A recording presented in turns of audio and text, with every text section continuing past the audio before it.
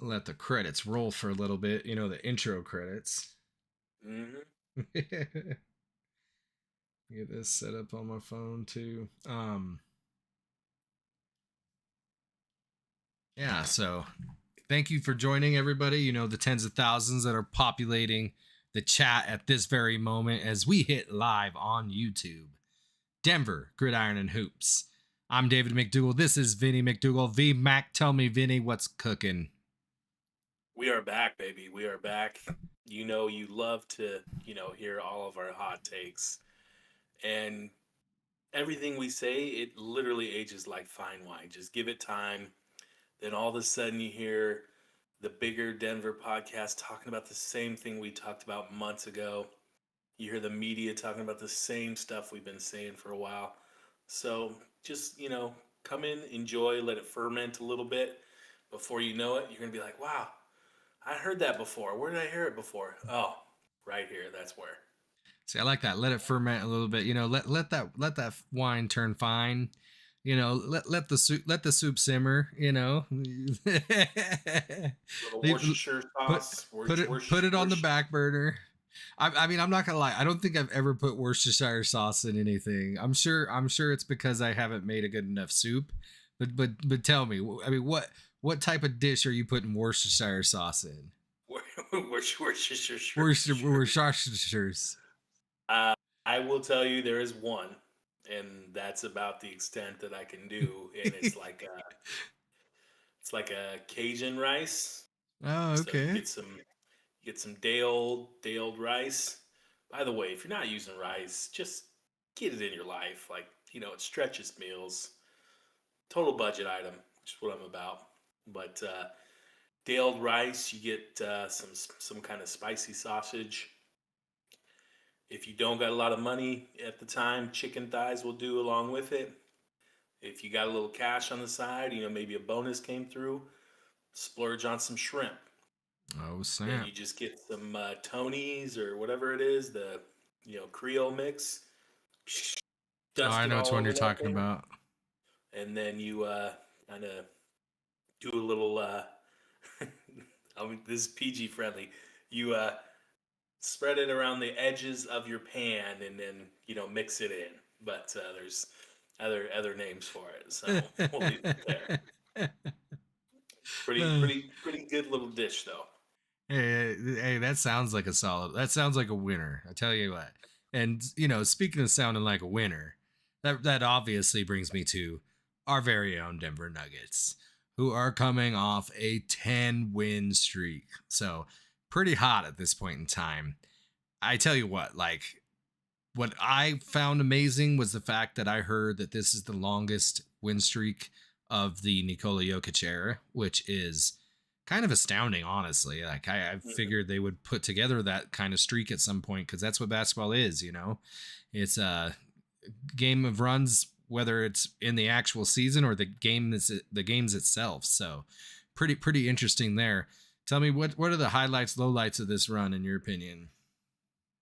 Yeah, there's a lot. There's a lot going on. Last time we talked, we were, I wouldn't say doom and gloom, but pretty close to it, talking about just the future of this roster and this team. And it's a very difficult team to figure out. We'll struggle against the Memphis Grizzlies as we did for 3-ish quarters, last night, and then we'll beat the Spurs. Although we had to come back, and it was dramatic fashion there too. Um, they're turning it on at the right time, which is closing out quarters, closing out games, which is what you want to see in the playoffs. Um, what I don't want to see is any more 40-point quarters that they're allowing. Talk about an Achilles heel. As much as it would be fun for us to watch, 140-point games every game in the playoff, it is not a recipe against a really good team. OKC comes to mind when I think about that. So try and take the good with the bad. We've seen some elevated play, I think, defensively from Jokic. He is moving his feet laterally is about as fast as I've seen him do so in a long time. He has multiple chase down blocks. If you were to tell me Jokic and chase down block in the same sentence, prior to what I've seen in the You'd last, have thought he was on the other end of it. I've been like, oh yeah, so somebody caught him from behind and he tried to Yeah. lay one in. Um, so I mean that's inspiring. You see elevated play from Cam, so he's coming around. His confidence is there. He's above that 40% mark for three pointers, but he's doing what you and I called out at the beginning of the season is dribbling the basketball. Great things happen when you dribble the basketball and penetrate a defense. Not only for Cam, but for others. He's doing that really well. Surprisingly, I don't know if it's intentional or not, but Jamal is taking a little bit of a back seat, yeah, during this stretch. He hasn't had a lot of like, wow, that's just a crazy game for him. And I'm okay with that as long as he's okay with that. So, like I said, good with bad, but I'm all over the place right now. What are your thoughts on this little streak we're on? We're going streaking. Right. I mean, you're good, man. Like that all over the place is kind of the nature of this team, if you get what I mean. Because there's nights where they turn it on, there's nights where they turn it off. It's just kind of the ebbs and flows of this team right now. I will say something interesting that I thought was Christian Brown seems to be attacking off the dribble less, or maybe not shooting the three when he has it open in like specifically 2-man game with Jokic, which if you're gonna do that, you have to commit. You can't Mhm. you can't just keep passing it back and forth to him playing tea party and just, yeah, it's just not gonna work. I mean, I will say during this last 10 game span, you can't really say Jokic. I mean, Murray's taken a backseat per se, because I mean, the first game of this 10 game winning streak, he had 31. The fourth game, he had 53. The seventh game, he had 37. And then this most recent one, he led the team with 26. So I don't know if you could call it taking a back. I had to look that one up because I was like, oh, he's sneakily doing well. I think Mhm. I think the awesome thing is that we're seeing such consistency from him now that he's starting to get that Jokic effect True. of bleeding into the background. Do you get what I mean? Because he's actually playing very good basketball, but it seems on par now, and we're like, he's doing all right. Oh wait, he's actually putting up numbers. You know what I mean? Like, at least that's kind of the way I feel with it. I'm just super impressed by who he's become in the regular season. And it's really basically he reached where everyone has expected him to get, instead of us being like, oh man, can't trust the guy. You know what I mean? So as I mentioned last time to you, it'll be interesting to see if he's got another gear from here. Now, if he's got another gear from here, I mean, I'll be the first to admit I was definitely doom and gloom last podcast. But, after kind of simmering a little bit, letting the wine get fine and ferment, I realized that, when it comes down to it, we do still have the best 2-man game in basketball. So if both of those guys are healthy and then we start getting some luck on the other end with some help, and what I mean by the other end is just everybody else involved, it wouldn't be the first time a number one offense won a chip just because they were outscoring everybody. Now Yeah. it's not as common as a very good defense putting in work.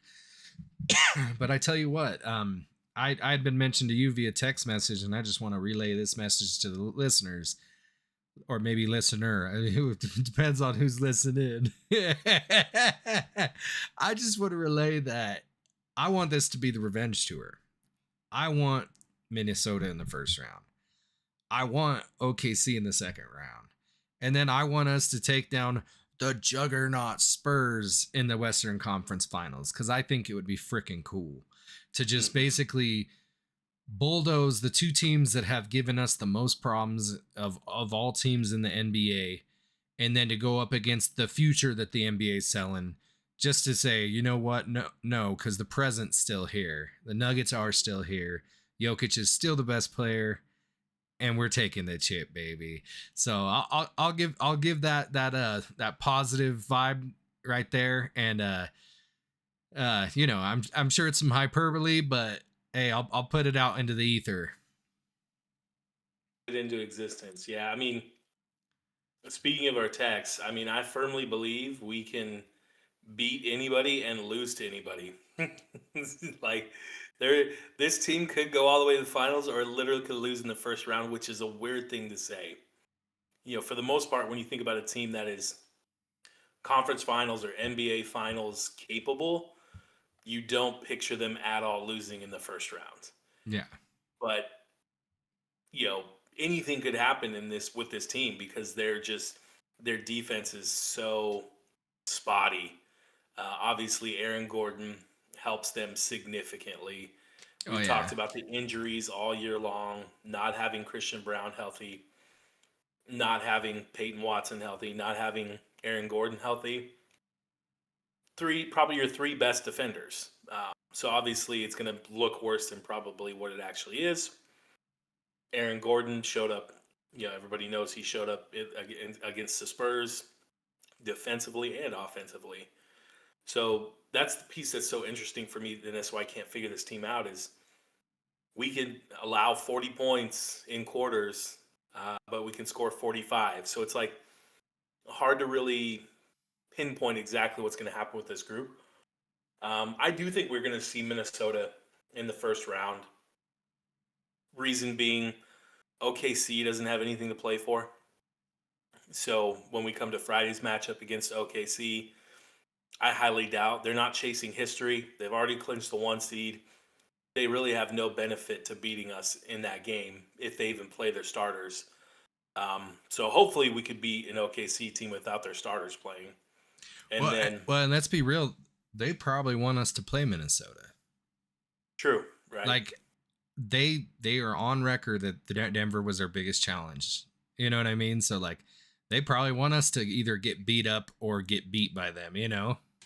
Yeah, so no incentive on Friday tomorrow to beat us. So, you know, if we win that game, we close out against the Spurs. Again, Spurs have no incentive to play their starters, right? They're not going to OKC's already clinched the 1 seed and they can't drop to 3. They're 10 games ahead of us or whatever it is. Yeah. So, I mean, I think we're locked in Minnesota versus Denver for the first round. And then when I think of that matchup, that team has given us fits. And the piece where they've given us fits is their ability to pressure Jamal. Pick him up full court. As soon as he touches that ball, they are on him. It's like I told you on the text for the Spurs, as soon as Jamal gets off the bus, the Timberwolves pick him up. One thing I will say different is they let Nickeil Walker-Alexander go to the Hawks. And he was That's the change they made. I thought they made a change. He's a very good defender. I don't know if he's all NBA defense. No, but he's not. But he's a pester. You know what I mean? Exactly. And that was who would take him when Ant wasn't guarding him. So, they ran a platoon at Jamal. Normally it's a platoon at Jokic. Instead, they ran a platoon at Jamal where it was Ant-Man, Walker-Alexander, and then somebody else, I forget who it was, where they just got him out of the heat pack game. Right? They got him out of that series mentally by pressuring him significantly. So I don't think they have that same on-ball defense that they had during that heat pack series.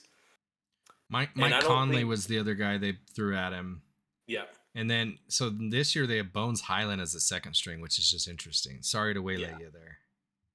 No, you're good. I don't think they have that on-ball defense that they had when we played them 2 years ago, which is good for us. And I also don't think Jamal has as much pressure on his shoulders as he did when they bounced us. I mean, so, I'd also like to see, like, for example, now we don't want to do it for large portions, but if they are pressuring him like that, if I was Adelman, I'd throw Bruce Brown in there and make him take the ball up. You know what I mean? Like, basically, it sounds stupid, but it like goes back to our Jalen Pickett combos where it's like, you just need to get the ball up past the half court line sometimes. Yeah. And like, once you get that, then you can get your offensive set going. You can get to that point, but just to kind of echo what you were saying is what I was jumping in there with. Yeah, I'm all for it. So one of their primary defenders on Jamal is not there anymore. The rest of the team is essentially there. Julius Randle, he is a problem. Uh, Oh yeah, they have Dante DiVincenzo too. That's the other guy they throw at Murray. yep. And I don't put him on the same level defensively. I mean, even I don't know about off. I mean, offensively, I don't know where Walker Alexander's numbers are, but he had a breakout year this year. So I think, although DiVincenzo, I forget what his nickname is. He has this funny nickname where he got some kind of sponsorship from it, right? I don't know about it. You have to check it out while I'm blabbering. But he's a serviceable NBA player. He's like a similar vein as, but not as good defensively as like Caruso, where he can stay in front of people, give them fits. And we had some tough games against them, just really in general. Like Nas Reed's a problem, but he's a problem for everybody. What was it? It's the big ragu. The big ragu, exactly. And he What got a the ragu hell? sponsorship, bro. Hey, whatever you gotta do. So Jokic literally has always dominated Gobert, but Gobert does just influence the game defensively because nobody wants to take it to the rim when he's hanging around there. I do hope JV Valanciunas gets more time. He fell out of the rotation for at least a week maybe even more than a week, and I'm like, you Yeah, got to find a way to play the guy. You have to. I think it was like 3 weeks. I think that he may have been hurt, honestly, Mm. because he just didn't look right. And then, I mean, I could be wrong, but the last few games he looked really good. Like from an efficiency standpoint, I should say. Now obviously there could be mental errors and stuff like that, but from an efficiency standpoint, he looked pretty dang good. Yeah, we need minutes from him, and the answer is not. And part of the reason why he's getting the minutes again is because he was spelling him with Spencer Jones instead. Spencer Jones is hurt. And I love Spencer Jones. I think he is a great defensive talent. Can shoot probably average threes because he's just sitting there wide open. Nobody guards him. But he doesn't bring you specifically what JV does, which is just that big body at center that can at least make other centers work a little bit. That's Yeah. that's the whole point behind him being in those games is once you're facing a backup center, if they're having to guard Spencer Jones versus JV, they're going to probably have plenty of energy left when Jokic gets back on the floor. Why? Because Spencer Jones just kind of sits on the 3-point line and hopes, waits for somebody to pass to him. JV at least tries to rebound, at least tries to post up. Push you around a bit. He at least gives you something to think about if you're a backup center instead of, oh, I'm just going to conserve my energy until Jokic is back out here. So I Yeah. really want to see him get minutes. I don't care what Adelman says. I don't care if Spencer Jones is healthy. He needs to be out there. Yeah. I mean, currently they have Spencer Jones and Peyton Watson that is out. Mhm. I don't have any updates on those guys in terms I haven't been following what their timeline's looking like. But yeah, I do agree with you that I do think that if we're gonna win this year, let's rely on the guys we brought in to get the job done. That is Tim Hardaway Jr., Bruce Brown, Valanciunas, to couple with Peyton Watson.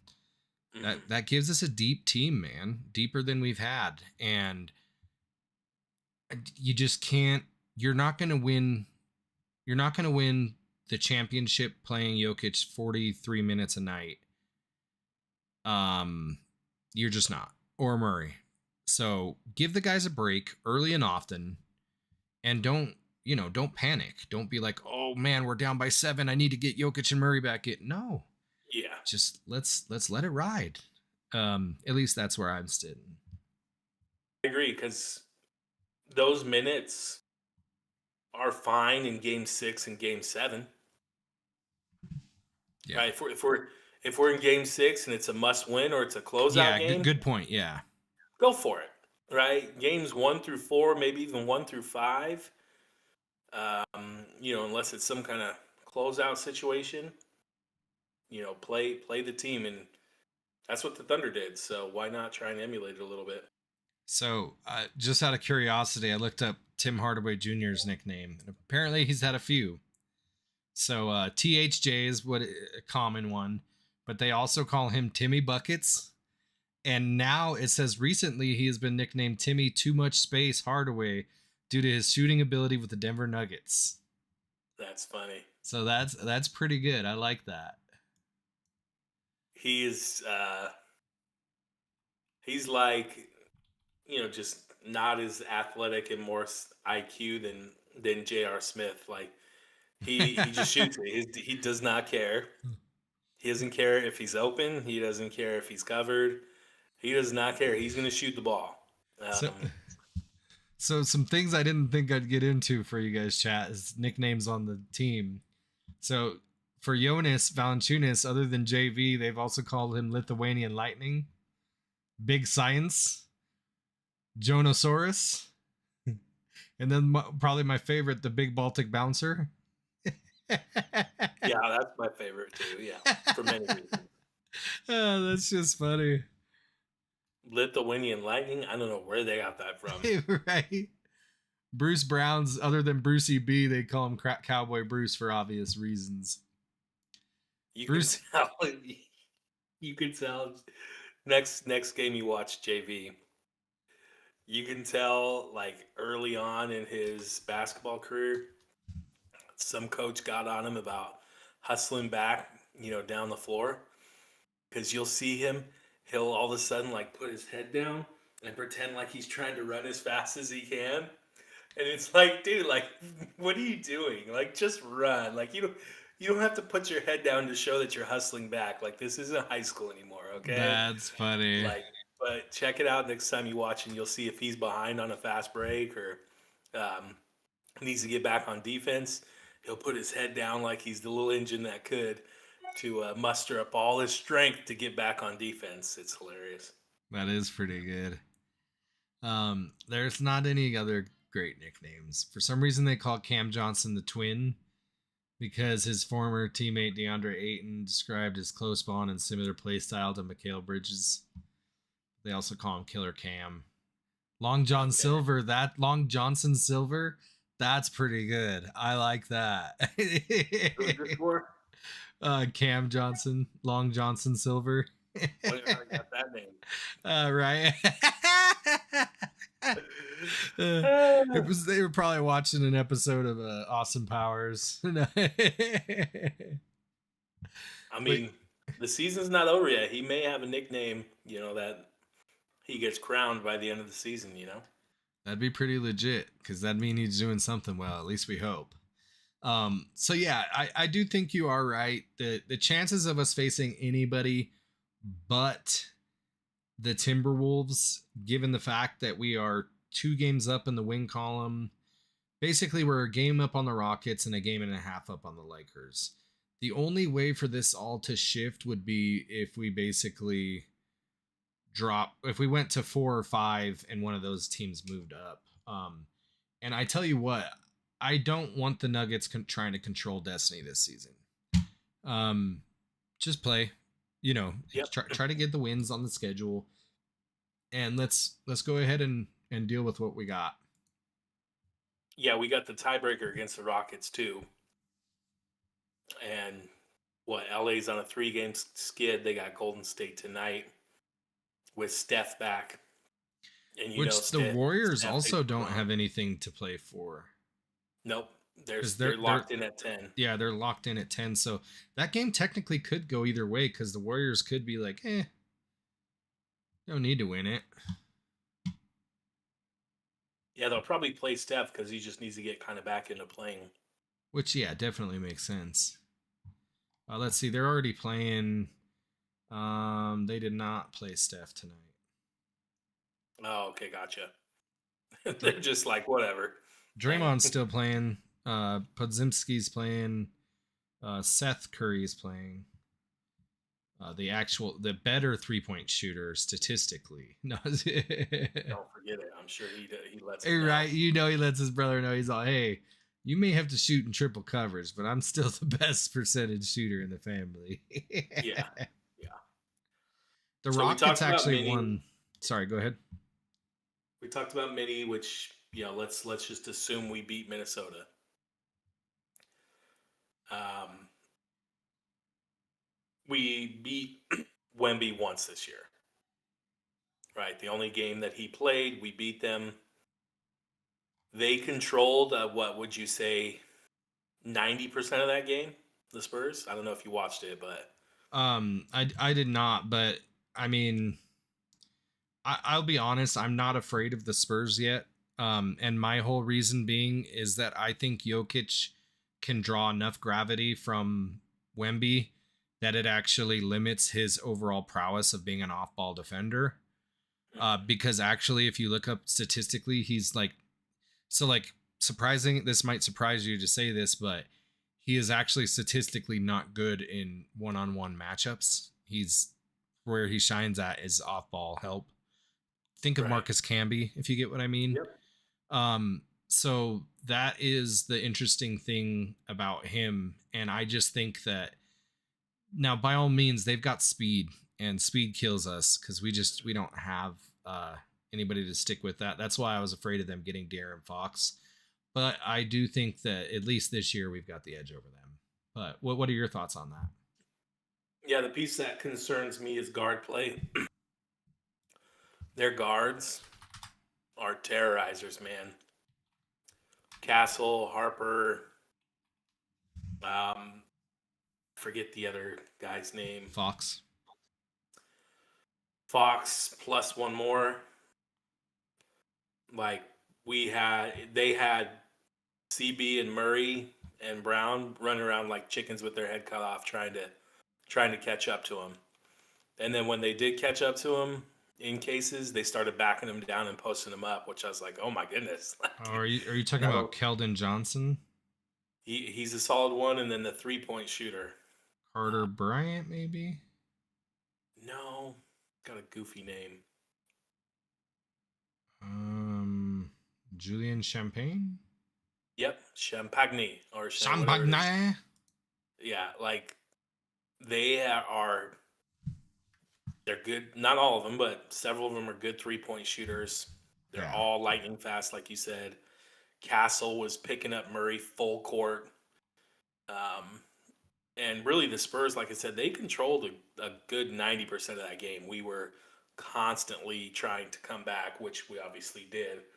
So it's going to be a tough series. I think, like you said, Jokic and Wemby will get the spotlight and the highlights, and that'll be the comparison game in, game out. But I think guard play is what's going to determine that series. Yeah. And And I really hope P Watt is healthy by then because we're going and to need him. and I'm glad you brought that up because for some reason I was thinking that we were going to be on the top portion of the seating. But you're right. We would face the Spurs in the second round, Yep. and then potentially the Wolves. I mean, sorry, the Thunder in the conference finals. If we make it. Mm-hmm. And like the other good thing about the Timberwolves, in my opinion, playing them, like obviously we don't want to, but like here's the deal: if we can't be the Timberwolves, we can't be champions. You know what I mean? Like that's just the cold hard truth. But I tell you what, they're also a very good warm up team for the Thunder.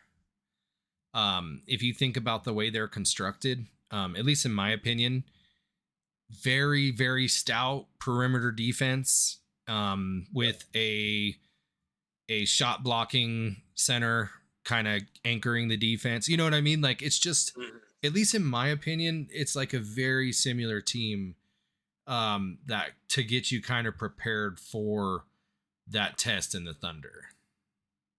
Yeah, I see a lot of similarities in their two styles.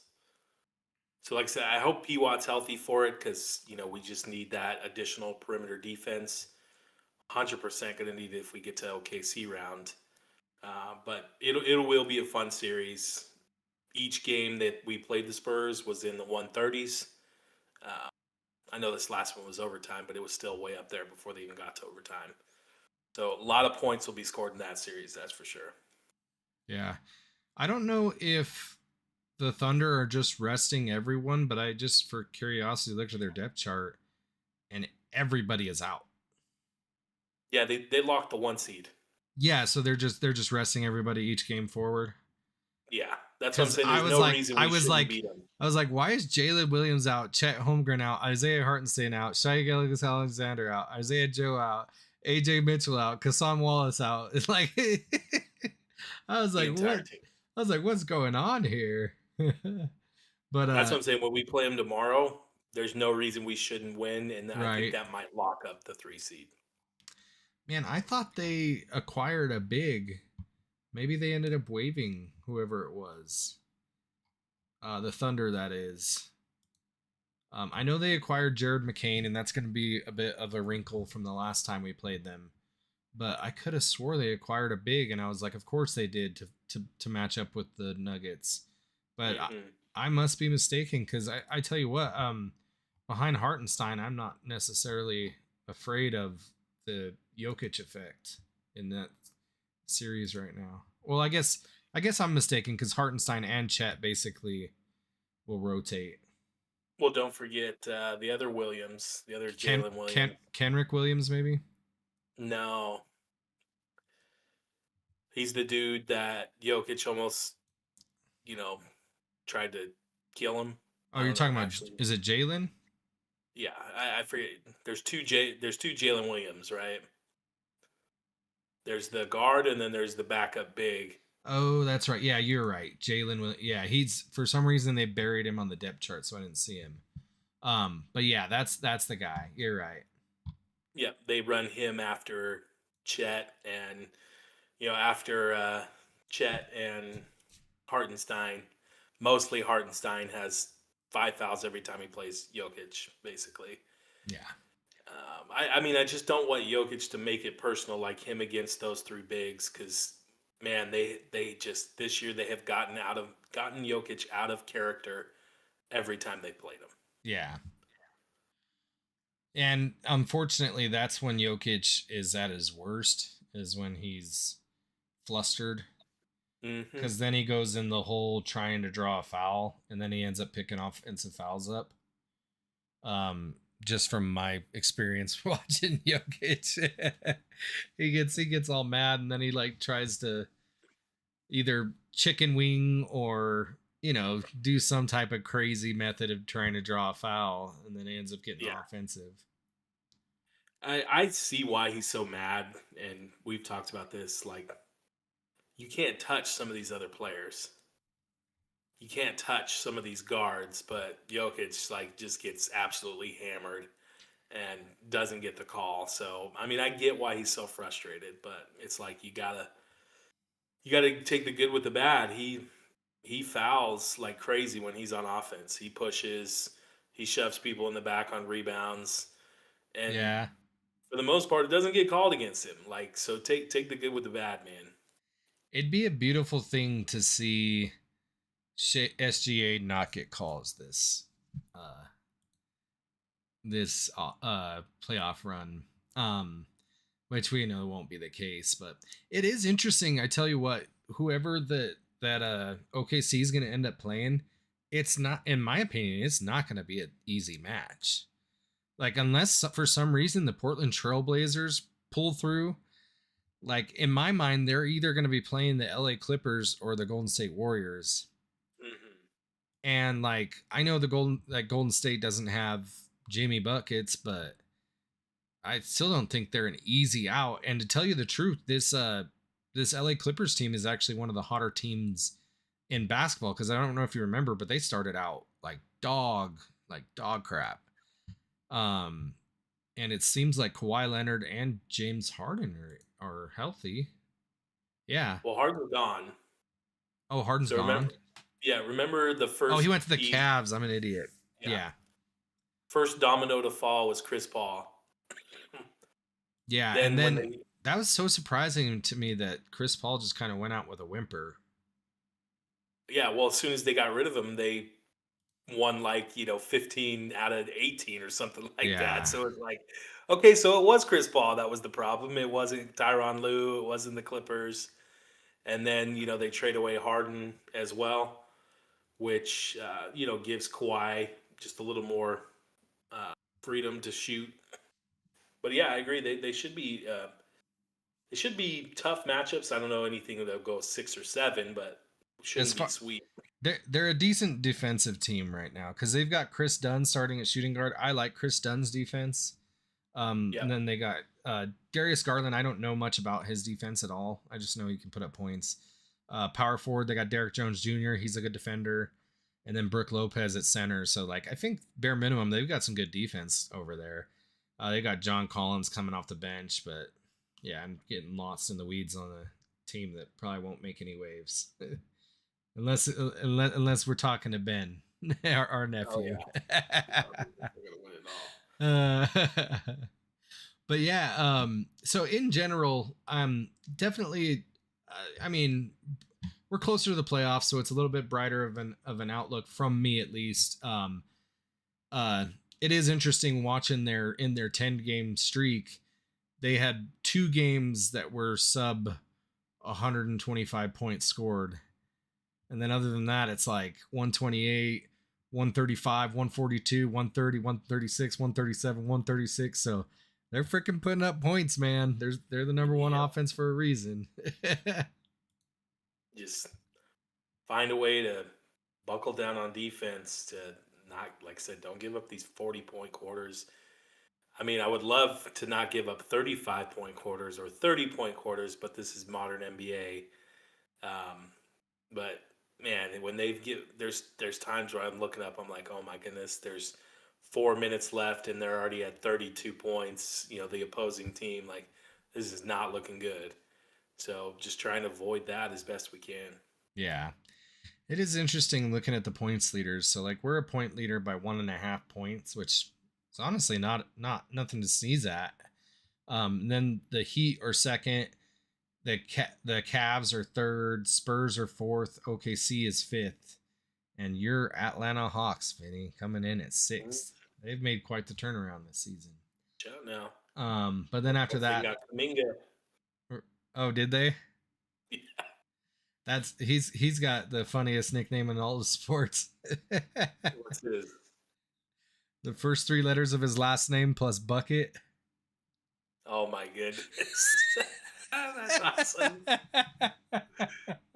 That's the way they treated him out there. So Yep, no wonder that's the nickname he got. dude, that's his nickname, bro. So I'm glad that front office fumbled the Warriors. Like they could have. So they had what? James Weissman was like number 2 overall or something like that. You remember? It's like, how in the heck did the Warriors get the number 2 overall pick? Messed that up. They messed up Kaminga. And you could say Klay Thompson, it was his time to go or whatever. I could debate either side of that, but they definitely fumbled post their big runs. I think if they would have managed that second pick and Kaminga a little better, they probably wouldn't have had to stretch for like Jimmy buckets Yeah, dude, like the way they had to. honestly, it was all mistakes. Like so like James Wiseman went second, but like the guy who went third, imagine him on this team, LaMelo Ball. Like There you go. imagine LaMelo Ball on that team, dude. Like it would be insane. Because he would basically took Clay's spot. You know what I Yeah. mean? Because he could shoot the lights out.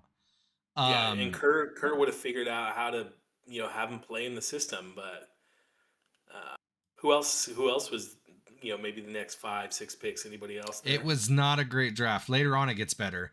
But Patrick Williams, Isaac Okoro, Onyeka Okongwu, Killian Hayes, Obi Toppin, Denny Avidha, Jalen Smith, Devin Vassell at 11, Tyrese Halliburton at 12. That's kind of where it got a little bit better. But The draft So itself, Toppin, Avita, and Halliburton, yeah, and but LaMelo Ball. So if they would have gotten any of those four guys, we're talking a potential another a fifth dynasty. championship. Well, and like, And if you get a fifth, I'm sorry, you'd have to put him above LeBron. I don't care what anybody says. If he had one more championship than LeBron, like how could you say that LeBron is better in the yeah. same era, having less championships? Like, Well, and like, for example, Kuminga, there was many times where he was getting heavy offers, and mhm. they wouldn't do it, and then they wouldn't play him. It's like, you guys really don't know how to play this game here, because you're too spoiled. You think you can just like sit on these assets and Yeah, just, yeah, it was just dumb. And like, honestly, I think Brandon Podzinski or whatever his name is, I don't see it, dude. Like, I just think I think he's a jag, just a guy. yeah, But everyone talks him up like he's awesome. yeah. I agree. I don't see it either. And He's never then had you a have to 30 do point things like, game as well, so it's like, yeah. is he any good?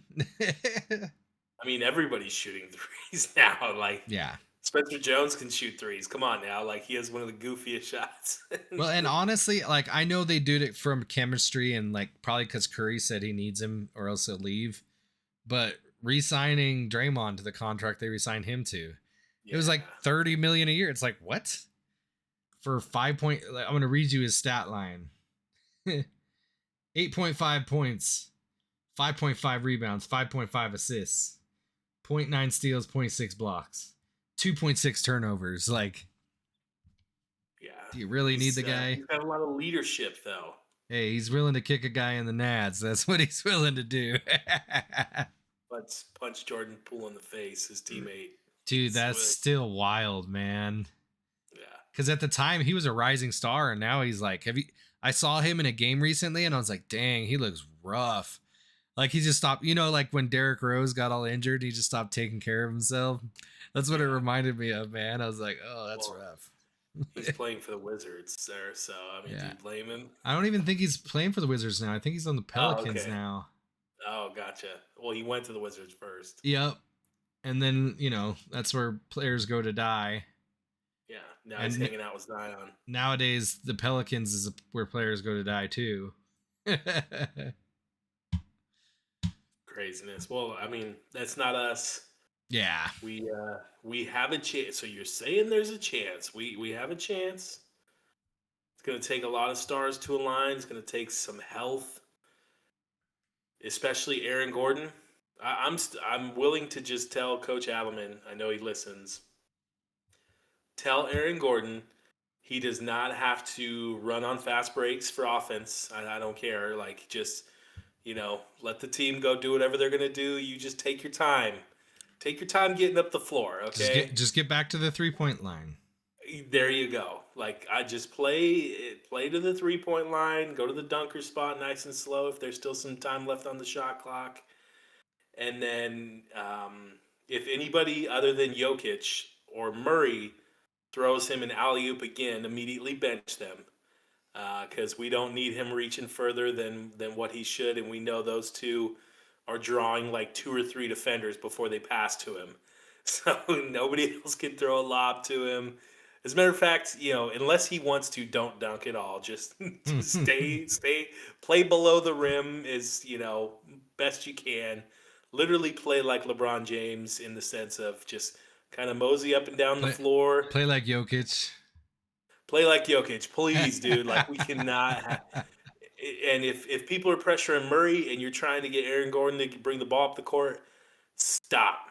I don't care who it is, anybody but him. He does not need. I know he can do it, but he does not need to be doing it because we don't want him hurt. That's how he got hurt against OKC. He was trying to bring the darn ball up the court because we couldn't get it across half court.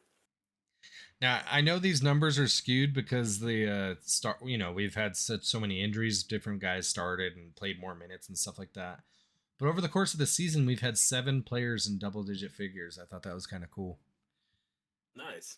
Um, them being Christian Brown, Cameron Johnson, Tim Hardaway Jr., Peyton Watson, Aaron Gordon, Jamal Murray, Nikola Jokic. I mean, I know I've already kind of pounded the table for him in the last episode, but Peyton Watson with the 14.6 points per game, which I think easily could have been a little bit more if he hadn't gotten hurt so much. Really awesome to see. I'm glad he took a step this year. But, I guess we do need to address it. Did you see all the social media hoopla about LeBron James and the Denver Nuggets? I did. I mean, I don't see it. Whoever leaked this report, I mean, would I love it? Would I be like, yeah, LeBron, come on down for supposedly sure? it'd be a Peyton Watson for LeBron swap. Especially because it would be LeBron's last dance, and we'd have a documentary about it, and we'd be on Netflix. Sign me up. Sign me I would love up. It. I'd be like, I always all hail the king. Yeah, I hate him until they joined us. Peyton Manning, fucking hated Peyton, dude, until he came to town, and I was so happy, dude. Yeah, dude, that was literally, I remember to this day, I was driving down 270, that crappy highway, and I was hooping and hollering. It was awesome.